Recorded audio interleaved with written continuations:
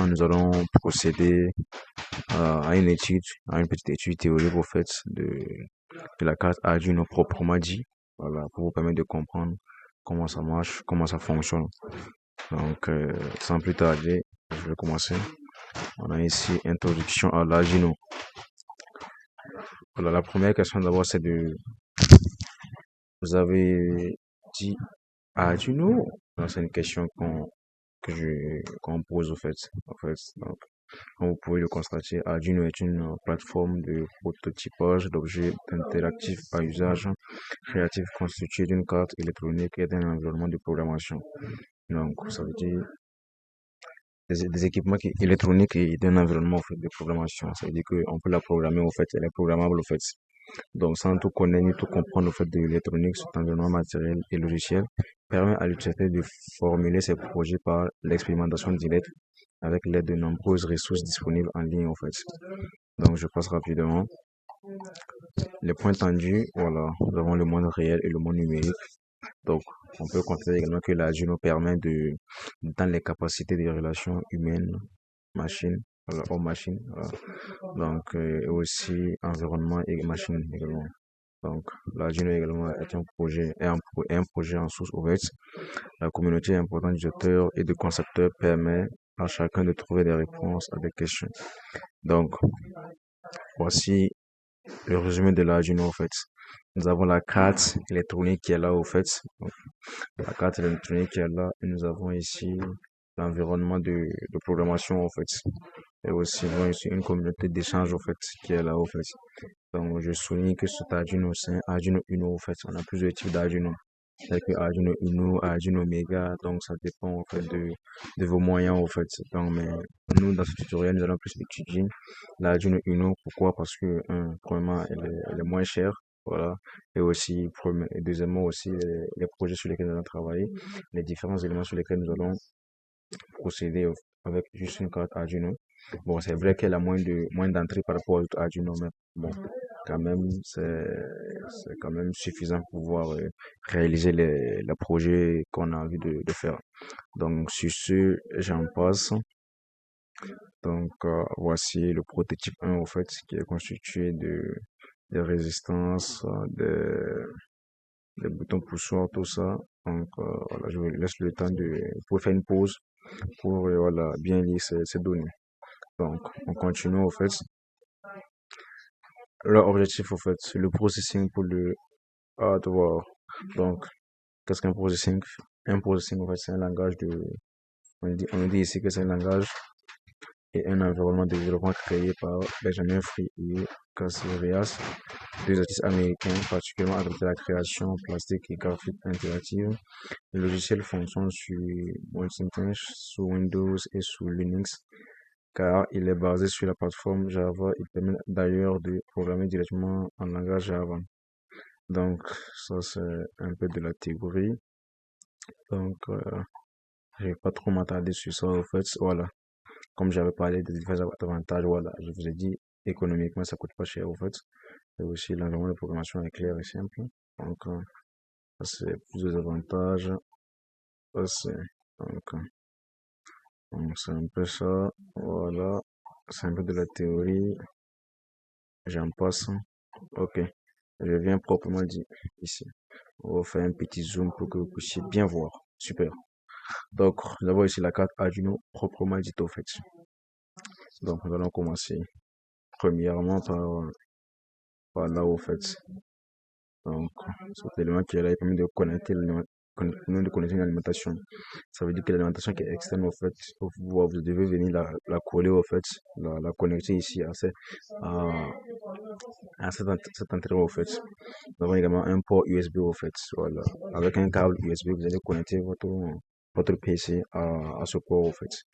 Et aussi, nous avons ici une LED au fait de transmission et réception. Ça veut dire que si vous connectez au fait, si la LED est allumée, vous allez pouvoir savoir si la Juno elle est fonctionnelle ou pas au fait. Donc, j'en passe. Et aussi, nous avons ici les broches ici d'alimentation qui sont là. Et voilà, les entrées analogiques au fait de A0 à A5. Voilà. Et aussi, nous avons ici le microcontrôleur. Ça, c'est l'élément essentiel, ou je dirais principal de l'Arduino, en fait. Ensuite, nous avons ici les boutons de mise à zéro, donc pour remettre à zéro, en fait. Nous avons également les LED de test broche, voilà, qui sont là. Et nous avons ici les entrées sorties numériques et analogiques. Donc, on peut faire aussi de l'analogie, en fait. Et voilà, c'est un élément très important ici, c'est le FTDI USB chip. Donc, c'est ça. Donc, nous avons vu également, en fait, la carte électronique, en fait. Donc, je vous laisse faire une pause sur la vidéo pour, voilà, essayer de rafraîchir un peu ou essayer de mémoriser certaines parties. Donc, on peut avoir le chemin électrique. Il y en a qui vont se dire, c'est quoi ça? C'est le chemin électrique, en fait. Donc, je vais pas trop vous embrouiller sur le chemin. Donc, je vais passer rapidement, en fait. Donc, c'est le chemin. En fait, c'est à base de ce chemin qu'on a pu concevoir, en fait, la June, en fait. On a des AOP, ça veut dire applicateur opérationnel. Donc, on a également aussi des diodes qui sont là, tout ça. Donc, bon, bref, c'est pas nécessaire de comprendre tout ça. Donc, j'en passe. Ok, on va continuer microcontrôleur. Ça ne m'intéresse pas trop. On va continuer l'énumération, tout ça. On n'a pas besoin de ça pour l'instant. Voilà. Désolé, excusez-moi. Donc, on va parler ici de la Juno Uno. Donc, la constitution, en fait, de voici la Juno Uno qui est là. C'est bien écrit ici, Uno. Donc, nous allons voir sa constitution. Nous allons voir que elle est constituée d'un microcontrôleur, une tension d'alimentation de 5 volts, une tension d'alimentation recommandée de 7 à 12 volts. Voilà. Une entrée analogique, une entrée et sortie numérique, excusez-moi, de 14, donc 6 sorties PWM. Voilà. PWM. Ensuite, nous avons ici l'entrée analogique ici, 6. Voilà, avec une résolution de 10 bits. Ça veut dire que, voilà, de la puissance 10, on aura 1024 au fait. Donc, avec un courant max ici, voilà, avec un courant max de broche de sortie. Voilà, donc, les dimensions, la fréquence, tout ça. Donc, c'est un peu ça. Donc, c'est juste pour vous montrer l'interface, une étude théorique en fait de l'Arduino Uno.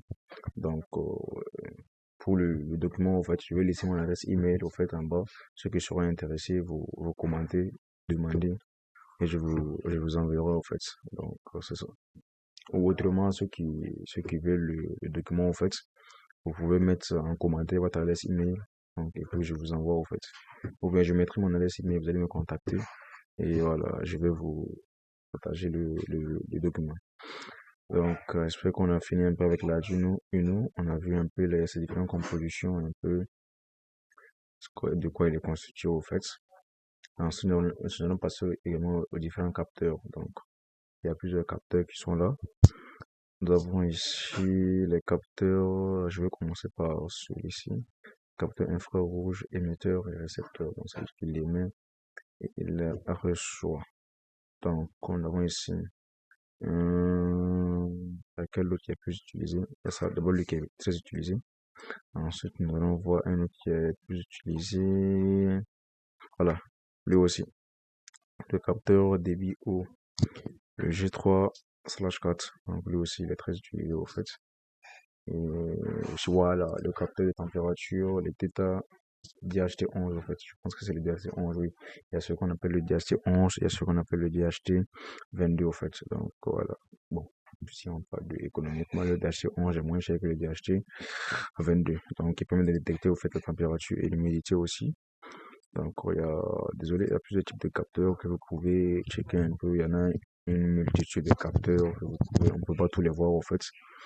Voilà, donc il y a quoi d'autre encore? Voir ici, toujours des capteurs, il y a plusieurs types de capteurs, voilà.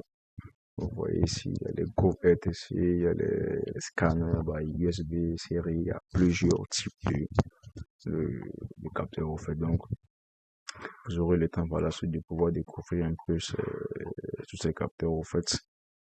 Donc, je continue en fait. Voilà. Merci. Je vous avais parlé du DHT11 en fait. Donc, c'est lui. C'est ça. C'est bien ça. Le DHT11 en fait. Donc, voici le capteur qui est là. Voici notre Arduino. Nous avons ici une connexion en fait. Donc, nous allons connecter ici. Je vais essayer d'agrandir pour qu'on puisse voir ensemble, au fait. Voilà. Bon, qu'est-ce qu'il veut me faire comme ça? D'accord.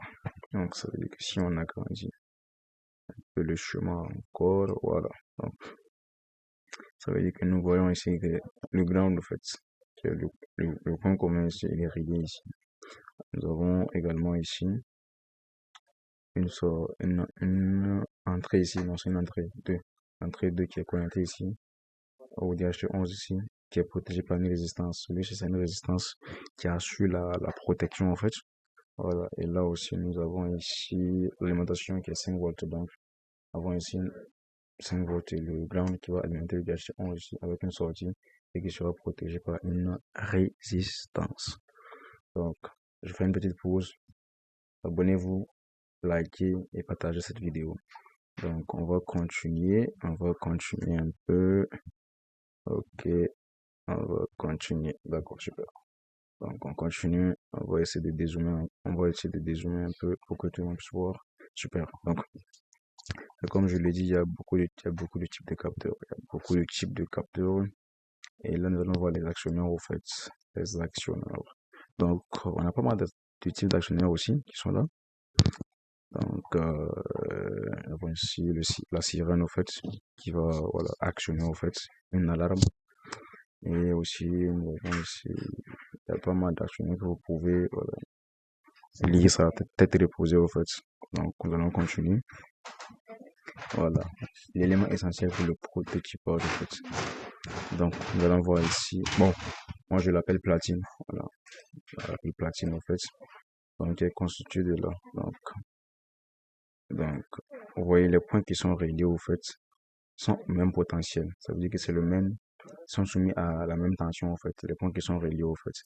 Donc, ils sont soumis à la même tension. Donc, c'est un peu ça. C'est avec ça qu'on va pouvoir faire les différentes connexions des différents éléments tels que le capteur, tels que les actionneurs, même l'Arduino qui sera connecté ici. On peut l'alimenter ici à partir de ça. Donc, c'est un peu ça. Quand je dis alimenter à partir de, c'est pas lui qui donne l'alimentation, mais on peut la connecter ici et alimenter l'Arduino à partir de la carte, de la platine, comme je l'appelle au fait. Donc, c'est un peu ça. C'est un élément qui est très essentiel au fait pour les différents projets. Donc, on peut continuer aussi. Voilà, donc, super. Un exemple, en fait. Un exemple d'utilisation, en fait. Nous avons ici l'Arduino. On peut zoomer encore si vous voulez. Zoom un peu. Voilà. Donc, je reviens ici d'abord. Vous voyez ces points. Ils sont reliés. Ça veut dire qu'ils ont le même potentiel. Là, ils sont reliés. Tout ça. Comme ça, comme ça, comme ça, comme ça, comme ça, comme ça. Ils sont reliés. Et les lignes qui sont là comme ça, ils sont reliés, au fait. Donc, ça veut dire que c'est le même potentiel qui est là, le même point qui circule ici, au fait. Donc, c'est un peu ça. C'est facile à maîtriser. Et là, sur ce chemin, on a ici la Juno Uno qui est là, au fait. Voilà, on a une résistance qui assure la protection. Vous voyez l'alimentation, on l'a alimenté ici, au fait. Donc, nous avons ici les 5 volts et le ground qui est là, le moins qui est là. Ensuite, voilà, on a fait sur une entrée, au fait, qu'on a protégé par une résistance ici. Et on a ajouté on a ajouté ici un élément qui est là. Donc, c'est un peu ça. On a ajouté une photorésistance. Voilà, l'élément, c'est la photorésistance qui est là, au fait. Donc, c'est un peu ça. Il n'y a rien de compliqué. Il suffit de lire le document, d'être reposé et vous allez mieux comprendre. Donc, super, je vais dézoomer un peu pour qu'on puisse avancer. Donc, si on continue, voilà, on va continuer. Ce que je saute, c'est pas des choses qui seront assez intéressants pour vous. Voilà, donc je saute un peu. Bon, pour l'instant, on va revenir, mais voilà, pour l'instant, je vous montre juste ce qu'on va utiliser. D'accord. On va parler de la programmation de l'Arduino, en fait. Donc, le langage de programmation est basé sur le C et le C++. Donc, langage de programmation, l'Arduino a en effet une implémentation Wing, une plateforme open source similaire à Physical Computing qui propose elle-même une bibliothèque appelée Wing qui simplifie les opérations d'entrée et de sortie. Et un programme Arduino aussi appelé Sketch. Donc, c'est un peu ça. La structure du programme qui est là ici, la prise en compte ici. Donc, on voit ici l'organigramme qui est là. On voit ici en tête ici la déclaration. Ça veut dire qu'il est déclaré un peu. Voilà, les entrées, les sorties, tout ça. ensuite la fonction setup ici et enfin la fonction loop au fait. Donc, c'est dans la fonction loop que tout se passe au fait. C'est là-bas qu'il y a même les instructions en fait. Donc, tête reposée, vous pouvez lire le document. Donc, un peu ça. Et on nous donne ici un exemple en fait. Donc, on a une semaine ici, on a le setup ici, la condition ici, ça veut dire while true, ça veut dire que si la condition elle est vraie au fait. Donc, c'est un peu ça. On descend un peu. Voilà, initialisation de la carte, continue l'initialisation. Donc, on peut continuer également. Voilà, la syntaxe du langage aussi qui est là. Si vous voulez aussi, vous pouvez aller sur ce site pour plus d'informations. Est-ce que je vais aller sur ce site? Non, je vous laisse faire le travail, aller sur le site. Avec checker un peu, vous allez voir un peu tout. Donc, c'est un peu ça, hein. Voilà, l'environnement, en fait, ça veut dire que si vous téléchargez le logiciel, vous allez tomber sur cet environnement, en fait. Donc, voici, on peut zoomer un peu. Voilà, super. Donc, on a ici la barre de menu qui est là, ici. On a la barre de boutons qui est là. On a l'onglet des fichiers ouverts, tout. Donc, voici le code qui est là. On a le void setup, void loop que j'ai dit. Voici le void loop qui contient les instructions proprement dites, en fait. Donc, c'est un peu ça. Donc, voilà. On nous remarque ici, la barre d'outils n'est pas la même dans notre version. Donc, ça dépend des différentes versions, en fait. Donc, c'est un peu ça. Donc, je vous laisse télécharger le logiciel et, vous-même, vous allez le voir, en fait. Donc, c'est un peu ça. C'est un tutoriel pour voir un peu l'Arduino, les différents composants et le logiciel utilisé pour faire la simulation, en fait. Donc, j'espère que la vidéo a été très utile. Et pour le document, pour avoir le manuel, au fait, il suffit simplement de commenter et de me dire que vous êtes intéressé. Voilà. Et de me contacter je vais mettre mon email. Et voilà, vous pourrez vous procurer du manuel. Donc, c'est ainsi prend fin notre deuxième session. Et on se donne rendez-vous très bientôt pour la troisième séance. Merci bien. Ciao, ciao. Que Dieu vous protège. Merci.